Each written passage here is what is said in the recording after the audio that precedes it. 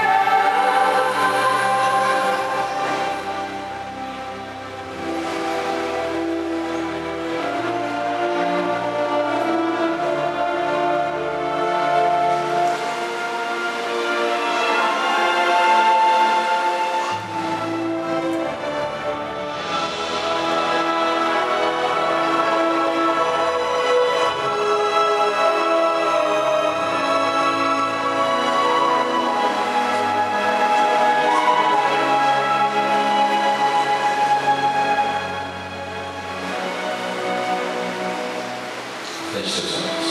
Vamos orar. Querido Deus,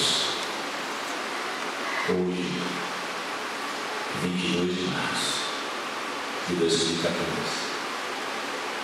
completa 6 anos que um acidente trágico silenciou a voz da Andressa. Viveu pouco tempo, mas teve um ministério imenso. Ela espera no sono da morte o retorno do Senhor Jesus para acordar e receber uma coroa com dezenas de estrelas, representando as pessoas que ela, mesmo sendo uma adolescente, conduziu aos seus pés. Quantas pessoas não foram impactadas pela escolha que ela fez de colocar-se nas suas mãos e ser o instrumento dele? Ó Deus, tenha compaixão de todos nós que aqui nos encontramos e faça de nós instrumentos das tuas mãos para te amar, para te glorificar, para te exaltar e para sermos instrumentos mediante os quais o Senhor possa conduzir pessoas aos teus pés. Fale em nosso coração agora, quando a leitura da exposição da tua palavra. Nós entregamos em tuas mãos, fique conosco e em nós. Oramos em nome de Jesus. Amém.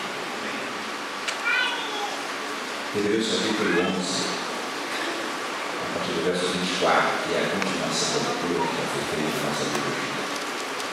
Hebreus capítulo 4, capítulo 11, versos 24 a 26. Hebreus capítulo 11, 24 a 26.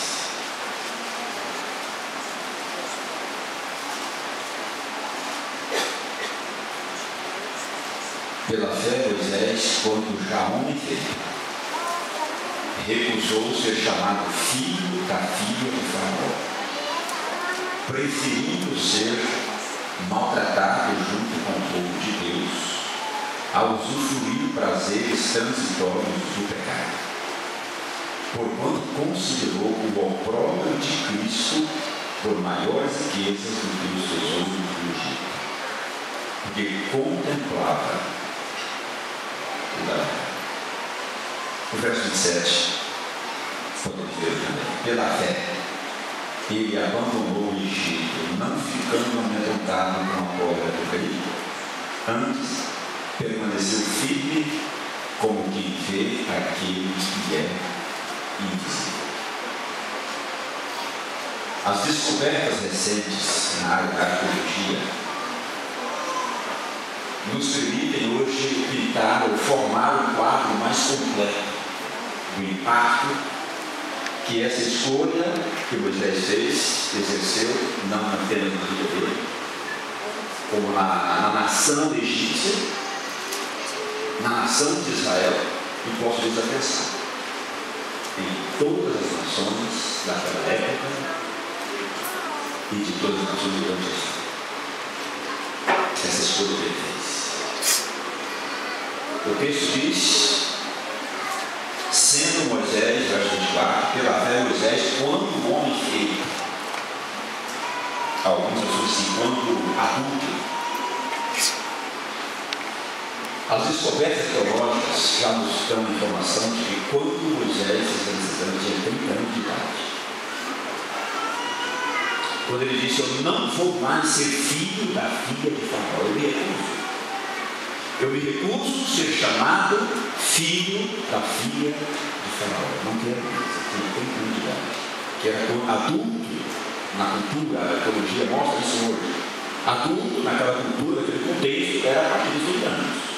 E o texto é claro dizer que ele, ao tornar-se adulto ou atingir a maioridade, ele faz essa decisão. Talvez não fizera antes, até porque ele fosse proibido tomar conta da sua vida antes que atingisse a maioridade.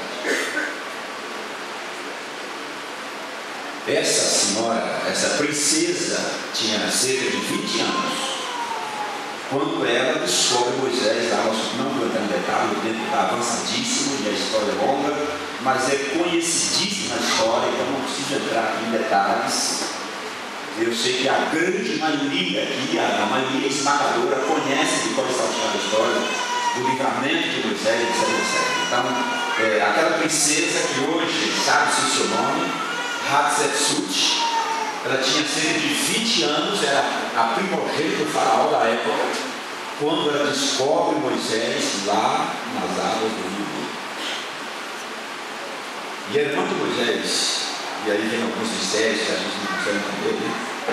Miriam, a primeira mãe, né? A mãe de Moisés. Logo após vir aqui, irmãos, as lições são muitas extraordinárias. Eu disse aqui que há 3 escolhas na minha vida que eu queria pontuá-las. E tem que ver com isso aqui.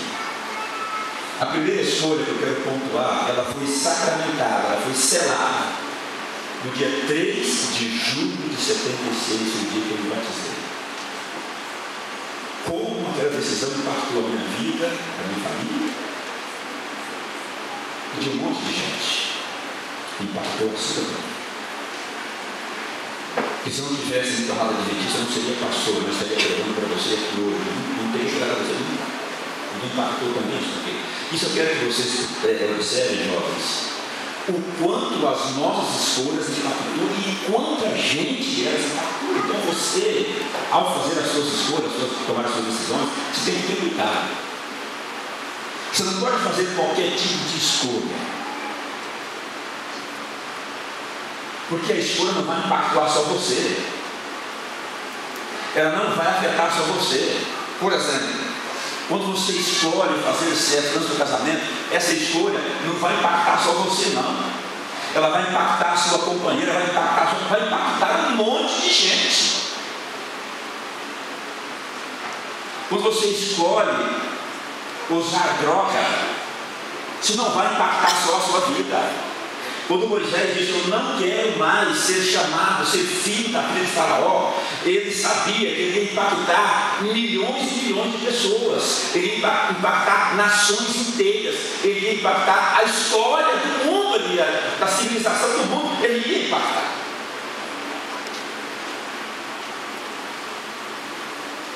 A segunda escolha que aconteceu na minha vida, ela foi sacramentada no dia 2 de fevereiro de 82, 6 anos depois. E eu observando ontem à noite, as 3 escolhas que eu queria pontuar aconteceram exatamente a cada 6 anos. Em 76, dia 3 de julho de 76, foi a escolha do batismo.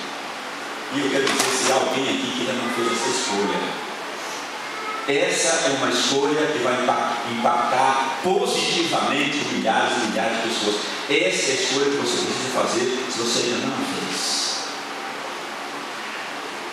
6 anos depois, a segunda escolha, que haveria de mudar para sempre a minha vida, ela foi sacramentada no dia 2 de fevereiro de 82, quando eu me casei com aquela que até hoje é minha esposa. E 6 anos depois dessa escolha, veio o selamento da outra escolha, que aconteceu no dia 4 de dezembro de 88, 6 anos depois. Foi o dia da minha formatura hoje. Então, a cada 6 anos, uma dessas 3 escolhas aconteceu, foi sacramentada, foi selada. E cada uma delas cada uma delas impactou de maneira diferente, mas não menos positiva na minha vida e na vida de centenas e milhares de pessoas.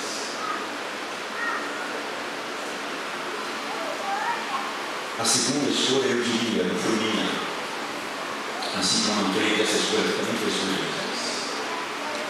A segunda escolha parcialmente foi minha, mas não foi totalmente minha. falo minha, é que a gente tem liberdade.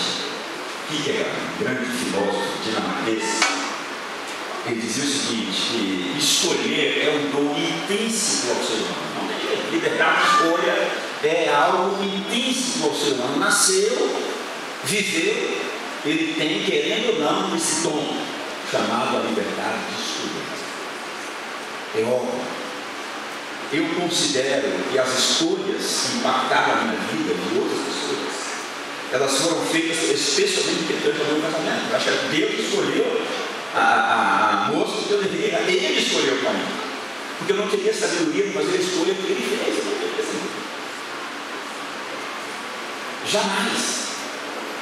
Eu acho que nesse contexto aí, a minha liberdade de escolha só influenciou no que diz respeito a escolher, permitir que Deus fizesse a escolha.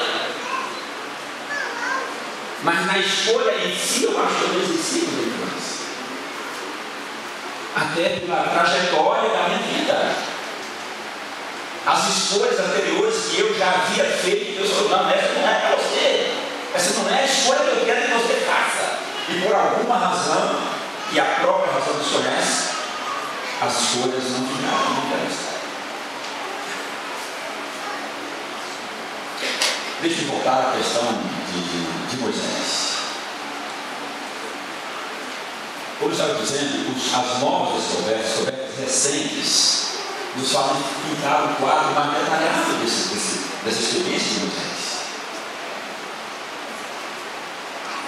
Moisés, quando fez essa escolha, tinha quantos anos dele? 30 anos. Mas ele tornou-se libertador do povo de Israel com quantos anos? 80. Com 80 anos.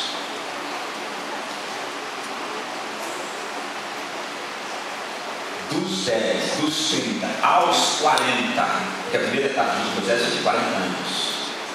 A arqueologia diz que Moisés ficou no Egito pelo menos de 10 a 16 anos depois que ele rompeu com a princesa que o havia adotado, convivendo com aquela situação. Não era mais filho dela, ele havia recusado, mas de 10 a 16 anos ele ainda continuou vivendo lá no Egito. Hatshepsut era a filha primogênita e não tinha filhos. Portanto, Moisés era o herdeiro natural e legítimo do trono de Faraó. E em função da sua recusa, é aí que eu quero chegar, em função da sua recusa de continuar sendo filho da filha de Faraó, essa raça de teve que assumir o trono. Mas a cultura da época não era favorável que uma mulher ocupasse uma posição dessa natureza. Então ela assumiu, mas fingia ser homem. A arqueologia comprova que ela sempre se apresentava em trajes masculinos e usando barbas fictícias, postiças, para parecer homem e liderar na condição de homem.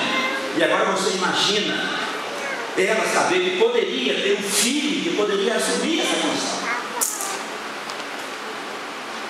mas por uma decisão dele, por uma escolha dele, ele recusou ser filho da filha de Faraó, causando tal impacto a uma nação inteira. A uma nação inteira. Quando se faz uma escolha, quando se toma uma decisão, eu já falei aqui, vou repetir. O impacto não é só na vida daquele que faz a escolha, não é só na vida daquele que toma a decisão. Mas o impacto não foi só em toda a nação egípcia, o impacto foi também na nação de Israel. Quem seria o povo de Israel, o povo hebreu, se não é figura de Moisés? Ninguém sabe. Mas certamente não seria diferente se um dia um jovem de 30 anos não tivesse feito a escolha que fez. Mas por que Moisés teve essa ousadia, essa coragem de fazer a escolha que fez? Mais lições nós temos para tirar. Patriarcas e Profetas, página 244, diz assim: de que grande alcance em seus resultados a influência daquela mãe hebreia, sendo ela, entretanto, uma exilada e escrava. Aos nossos olhos parece que quem está escravizado não pode fazer nada. Está com as mãos e os pés atados, porque não tem vontade livre. Mas depende da pessoa. A mãe de Moisés tinha tudo para reclamar, para se revoltar. Deus havia permitido que eles fossem para aquele lugar e se tornassem escravos. Mas aqui está a descrição: de grande alcance em seus resultados da influência daquela mãe hebreia, sendo ela, entretanto, uma exilada e escrava. Continua. Toda a vida futura de Moisés, a grande missão que ele cumpriu como chefe de Israel, testificam da importância da obra de uma mãe cristã. Mais uma lição agora para as mães e aquelas que serão. Moisés só fez a escolha que fez porque teve a orientação, porque teve a orientação que teve, porque teve o exemplo que teve. Leia esse capítulo, a partir da página 242 para a memória, deixa lá a história de Moisés, da sua infância, o que aconteceu na sua infância. O nosso comentário de adventista fala que a mãe de Moisés o devolveu a filha de Faraó quando ele tinha aproximadamente 12 anos. Por 3 meses ele foi escondido quando nasceu. E não podendo mais ocultá-lo, colocava na barquinha de junco lá e colocava nas águas do Nilo. E Hatshepsut encontrou um pouquinho mais abaixo.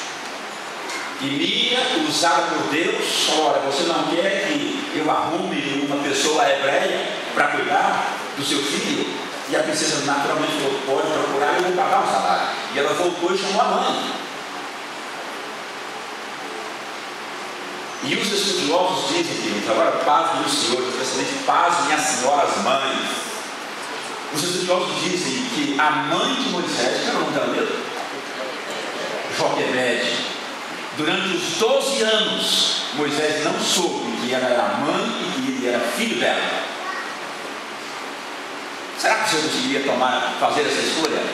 De não revelar para o seu filho que ele era o seu filho? Ela sabia as consequências, ela sabia os impactos negativos que uma escolha dessa de revelar que ela era mãe, que ele era filho, ela sabia dos impactos negativos que isso causaria na vida da sua nação, do seu povo, do seu filho e das relações futuras.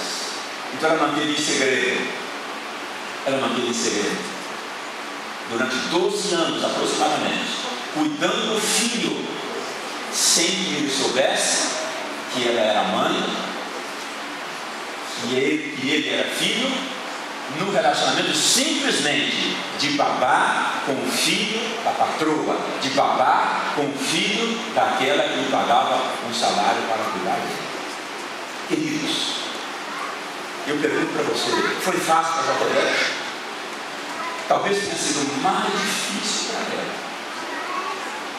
criar o filho até 12 anos, sabendo que era o filho, sabendo que ela era mãe, sem revelar, do que fora para Moisés aos 30 anos dizer: eu não quero mais ser chamado filho da filha de Faraó.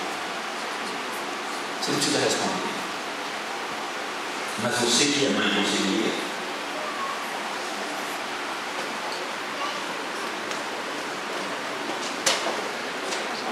Quando você para pensar nos impactos de uma escolha, nos